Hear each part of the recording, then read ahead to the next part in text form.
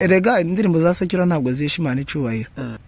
Twaracunguwe n'amaraso ya Yesu, hahiriwe abamwizera, yo kandi abagwiringiye ntibazakorwa n'isoni. Yes, nk'ibisanzwe ni kuri Air Force wa Yesu. Ibiganiro byacu nakagaruka nkuko twabibasezeranyije. Mbere tubahaye mwiriwe aho bwije, aho bukeye namwe ni mwaramutse, kuko abantu badukurikira baba bari ku migabane itandukanye. Uyu munsi nk'ibisanzwe tuje mu kiganiro, ariko ntabwo twaje twenyine. Twabazaniye umutumirwa tugiye kuganira nawe kuri uno munsi. Rero mbere yuko dukomeza ikiganiro cyacu, reka tubanze tumuhe kugira ngo abanze yibwira abadukurikiye. Ni karibu mu kiganiro. Murakoze cyane. Amazina ni Niyonkuru Albain, ndo umuririmbyi, korera Imana, kora umurimo wa gospel n'ibizo ndirimba. Murakoze cyane. Dukorera mu Bugande ahitwa Fort Portal. Arakoze. Amazina ngo ni Niyonkuru Albain, ari niyo mazina yiwe. Rero reka tuze kumusaba kugira ngo aze kutubwira ubundi Niyonkuru Albain ni muntu ki. Niyonkuru Albain ni umuririmbyi ukorera Imana, kandi yabitangiye atafite gusubira inyuma. Nje gutangira umurimo w'Imana nariyemeje ko ngomba gukorera Imana n'imbaraga zose. Nkaba nariyemeje mvuze nti ibyanje intege zose nta kibazo, nzakomeza nzakorera Imana, sinzasubira inyuma kubwo ibinci intege. Uwo niwe Niyonkuru. Arakoze cyane. Atubwiye ko mwamwiyumviye ibyo avuze n'ibyo ngibyo. Reka aze kutubwira ubundi urumuririmbyi. Umuntu akubajije ngo se Niyonkuru ninde, wivugeho muri make. Niyonkuru ninde tubwire kugira ngo abagukurikiye babashe kukumenya. Urinde, wivuge muri make kugira ngo tubashe kukumenya. Arakoze. Niyonkuru ndi umuririmbyi nkuko nabibabwiye. Nkorera Imana, ndirimba gospel music, ndandika nkanazisohora. Usibye ko kuri none mfite indirimbo imwe hanze n'izindi zitarasohoka. Rero nkaba ndi umuntu ukorera Imana, ndikavukire Murenge, ndi umunyamurenge. Navukiye mu Minembwe ahitwa kumu. Ubwo abahazi bahise bamenya ko gace k'iwacu. Naho ngaho navukiye, niho nakuriye kugeza 2014. Mvayo nza Bukavu, nje kwiga, ndiga ndangiriza primaire. Ndangije 2018 nambuka mu Bugande, nza kuhatangira secondaire. Ubu ndacyari muri secondaire, nta bindi bikomeye, sindarangiza secondaire. Ndangije senior 4. Arakoze cyane. Arakoze cyane. Niyonkuru Albain ni umuhungu ukiri mutoya, atubwiye ko akiri n'umunyeshuri. Reka dutangire tuganira ku cyatuzinduye. Twazinduwe no kugira ngo tuganire ku rugendo rwawe rujanye n'ibyo kuririmba, kandi tubwiye ko uri umuririmbyi. Ese ubundi ibintu bijanye no kuririmba wabitangiye ryari? Tubwire wabitangiye ryari, byaje gute, ni gute byatangiye? Murakoze cyane. Kuririmba nagiye muri korali 2014. Umwaka uhawe urangira nko mu kwezi kwa 10 aho ngaho. Nibwo nagiye muri korali ya mbere aho twari dutuye Bukavu, mu rusengero rwa Source du Salut, muri korali ya Emmanuel. Nabwo abahabaye nabo bashobora guhita babimenya. Kubera ko niho natangira umurimo w'Imana. Ariko icyo gihe nari ndaramenya umuhamagaro wanje, nari ndaramenya impano yanje. Kugeza igihe naje mu Bugande 2018, then 2019 nibwo natangiye, nibwo namenye umuhamagaro wanje. Abari bwo ntangira gukora, nkorera Imana, performinga imbere y'abantu. Ubundi nakoraga muri korali, ngakora ibindi kuri dance n'ahandi. Ariko ubwo mu 2019 nibwo natangiye kuririmba, kuba nanjye nafata microphone nga performinga. Murakoze cyane. Turabasuhuje abantu bose baba barabanye nawe muri korali. Ubwo intasho yanyu ibagereho. Hanyuma utubwiye ko watangiye wisobanukiwe cyangwa se wamenye impano yawe 2014. kuva 2014 ubu ngubu turi 2023 ndetse turi mu mpera z'umwaka wa 2023. Ese urwo rugendo kuva wisobanukiwe cyangwa se umenya impano yawe bihagaze gute? Niko umaze gukora kigaragaza ko wamaze kwisobanukirwa? Bugiye umuntu yisobanukiwe bagomba kugira n'ibyo akora. Ese wewe bihagaze gute nyuma y'uko umaze kumenya impano yawe? Niki wakoze? Ntabwo namenye umuhamagaro wanje 2014, ahubwo nawumenye 2019, gusa nari natangiye korari 2014. So icyo ngicyo nashaka ngo tucumve gutyo. Then umurimo w'Imana uburyo nagiye nkora, jewe ndumunyeshuri, ndacara umunyeshuri, bikampeza limit iyo kugira ngo nkore ibikorwa byinshi, ariko dukora umurimo w'Imana mu rusengero rwacu no hanze, turakomeza tugakora umurimo w'Imana kugeza none. Mfite indirimbo imwe hanze, umuntu ashobora kwandika Twaracunguwe by Niyonkuru Albain, agahita aja kuri YouTube channel yanjye, agakanda subscribe, agatangira kureba indirimbo, nibwo yabona ibihangano byanje. Ubwo niho abantu bazoza babisanga kuri Niyonkuru Albain. Murakoze cyane. Arakoze cyane Niyonkuru Albain. Atubwiye ko yatangiye yisobanukiwe 2019, ntabwo ari 2014 kuko twari tubivuze. Ni ukuvuga ngo muri urwo rugendo rwa 2019 kugeza 2023 atubwiye ko amaze gukora indirimbo. Ese watubwiye ngo uri umuririmbyi ndetse uranandika n'indirimbo. Kuri ubu ngubu umaze kwandika cyangwa se umaze gukora indirimbo zingahe zanditse, ndetse umaze gusohora zingahe? Urakoze.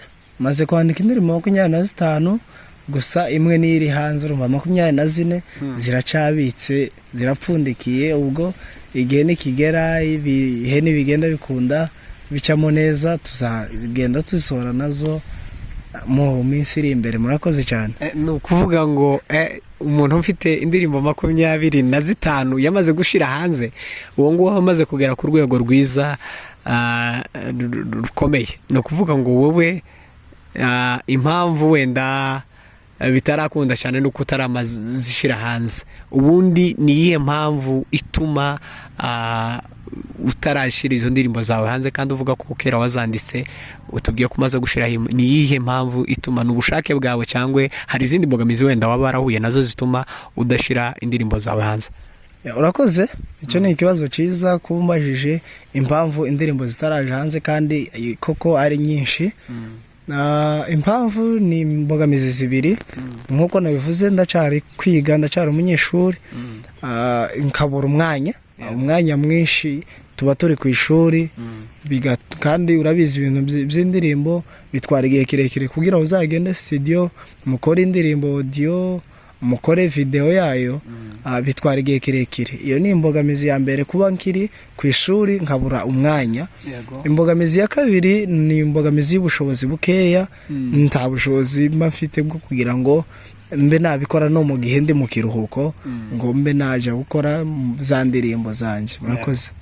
Ni ukuvuga ngo uri umunyeshuri niko tubwiye. Ese ubundi ko tubwiye kuri umunyeshuri, ubundi ubihuza gute n'imiziki? Kubera ko abavyeyi akenshi ntabwo bakunze kumva iyo umwana atangiye ibintu bijanye no gukoresha impano yiwe akiri umunyeshuri, baba bashaka ngo ashira imbaraga cyane mu ishuri kugira ngo yige. Wewe ubihuza gute kwiga kwawe ndetse n'ibijanye n'ubuhanzi? Mbere yuko mbabwira uko huza, ndabanza gushimira abavyeyi banje, kubera ko abavyeyi banje ni abantu bamsapotinga cyane. Ubundi mu kintu cyose udafite support y'abavyeyi, sinzi ko hari aho wagera hagushimishije. Gusa kubera ko abavyeyi banje bansapotinga, naje ndagerageza nkabibalansinga.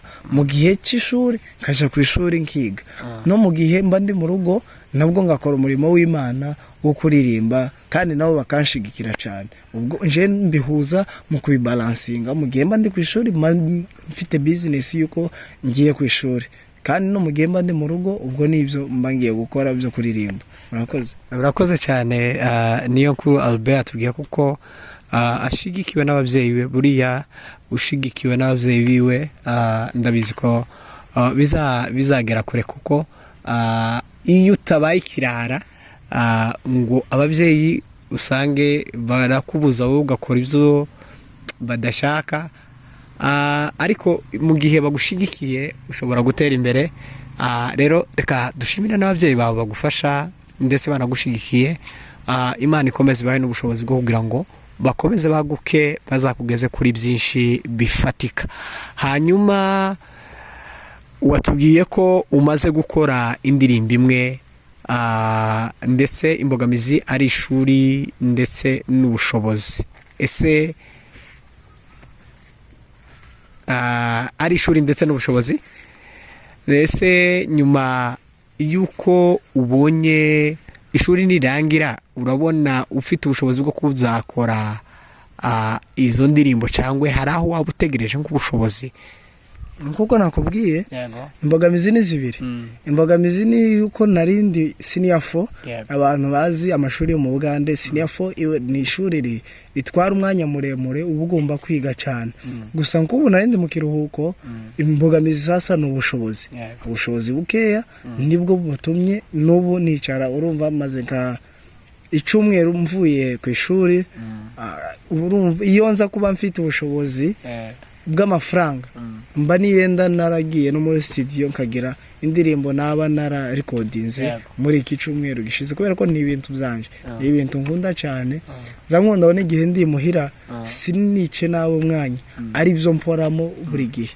Gusa ubu kuri uyu mwanya imbogamizi ni ubushobozi buke, kandi ntaho ntegereje. Gusa Yesu ni uzi icyo yanteguriye. Murakoze cyane. Arakoze. Icyambere ni ukwizera Yesu Kristo, ibindi bizikora. Ariko tunabwira n'abantu badukurikiye, support yanyu irakenewe mu buryo bw'amasengesho, mu buryo bufatika bw'inkunga y'amafaranga, kuko kugira ngo umuntu asohoze n'indirimbo biba bisaba amafaranga. Ndagira ngo niko biba bimeze. Yego cyane, biba bisaba amafaranga menshi, n'inkunga nyine z'amasengesho. Yarakoze cyane. Ubwo abantu badukurikiye, umutima ufasha buriya ntawe uzugera aho agera adafite uwamufashe ukuboko kugira ngo ahamugeze. Rero atubwiye ko afite indirimbo 24 zitarakorwa.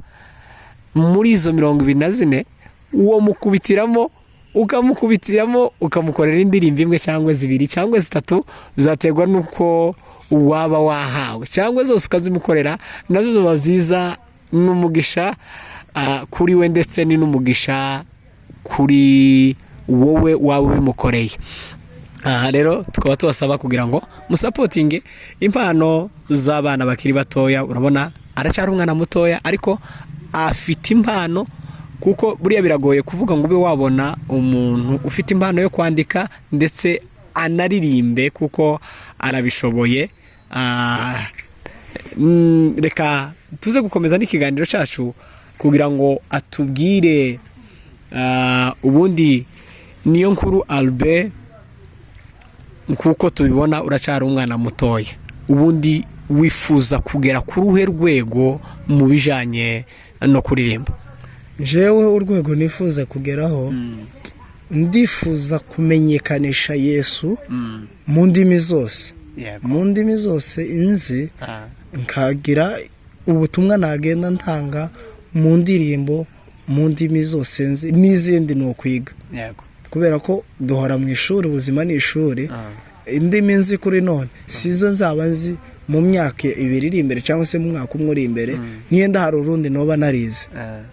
Rero ndifuza kuzamenyekanisha Imana. Hari abantu bari hanze bataramenya Imana, ariko ntuzi umenya icyabazamura cyangwa se icyabegeza ku Mana. Niyenda wasanga ari ijambo ritoya risigaye, cyangwa se rituma batarizera, ugasanga wowe ushobora kubahindura ukabazana ku Mana. Jewe ndashaka kuzaba icambu, cyangwa se ndashaka kuzaba inzira izegeza abantu benshi kuri Yesu Kristo. Arakoze cyane. Murumva ko icy'ingenzi ntabwo ari ikindi, ni ukugira ngo akomeze yamamaze ubutumwa bwiza bwa Yesu Kristo. Imana izabigufashemo. Buriya iyo wizeye Yesu Kristo, cyangwa se iyo wizeye Imana, irabikora, nta kiza kinanira, kandi uracyari umunyamahirwe, uracyari umujambere, dore uracyari mutoya. Icyo tukwifuriza no kugira ngo uzabigeraho kuko ubyifuza. Hanyuma Niyonkuru Albain, ubundi ibintu byo kuririmba ni kuva bitangiye cyangwa se kuva umenye usobanukiwe impano yawe, wifuza mbese cyangwa se ninde muntu wakubereye role model cyangwa se umuntu ureberaho kugira ngo ukore uyu muziki wawe? Umuntu ndeberaho role model wanje ni Prosper Nkomezi, ni umuririmbyi uririmba indirimbo za gospel. Arakoze. Arakoze cyane. No kuvuga ngo role model wawe ni Nkomezi. Ubundi hari indirimbo ya Nkomezi yabiri hafi uririmba se kugira ngo twumve ko umukurikirana igihe cyose? Yego. Hahiriwe abamwizera, kandi abamwiringiye tibaza korwa n'isoni. Hahiriwe abamwizera, kandi abakwiringiye tibaza korwa n'isoni. Murumva ko umuririmbyi wacu arabishoboye. Ibijyanye no kuririmba ni ibintu byiwe. Hanyuma tukiri aho ngaho, tukiri ku bijyanye no kuririmba, ubundi umuhanzi buriya tumubwirwa nuko aririmbye. Reka tuze kumusaba aturirimbireho mu ndirimbo ziwe, iyi ndirimbo yumva imuri hafi cyangwa se indirimbo yumva imuri ku mutima cyangwa se ijyanye n'ubutumwa yotanga ku bantu badukurikiye. Reka tukumve. Twaracunguwe n'amaraso ya Yesu, ubu nta rubanza tugifite.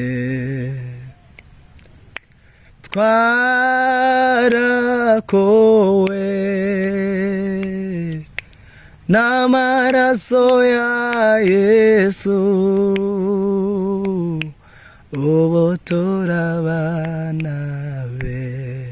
Arakoze cyane Niyonkuru Albain.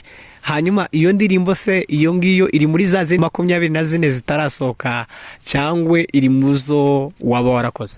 Iyo ngiyo niyo iri hanze, niyo abantu bakanze kuri channel yanje cyangwa se bagiye kuri channel yanje niyo bari busangeho. Twaracunguwe by Niyonkuru Albain. Murumva ko ari indirimbo nziza badukurikiye. Hanyuma mwihutire kugira ngo muje kumva ubundi butumwa burimo, kugira ngo mukomeze mufashwe kandi mukomeze mwumve ubutumwa bwiza bubitse mu bihangano by'uyu musore wacu cyangwa se by'uyu mujambere wacu ufite impano.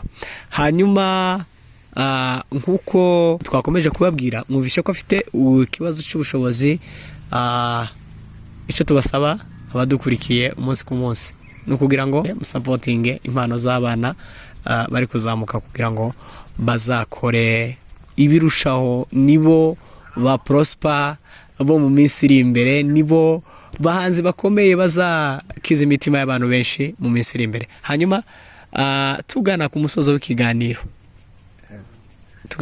w'ikiganiro, niriye jambo wabwira abantu badukurikiye cyangwa se niki wababwira? Abantu badukurikiye mwakoze kuba mudukurikiye. Yego. Kandi turabakunda cyane kubera ko namwe hani byinshi mugenda mukora bitugaragariza urukundo rwanyu. So icyo nsaba abantu ni support ku bantu bafite impano zitandukanye kugira ngo ubwami bw'Imana bwamamare. Hari ibintu byinshi turi kugenda duhura nabyo, Satani ari kugaragaza nk'imbaraga nabo mu bintu byinshi, ariko Imana yahoze ari Imana kandi ntakizayihindura.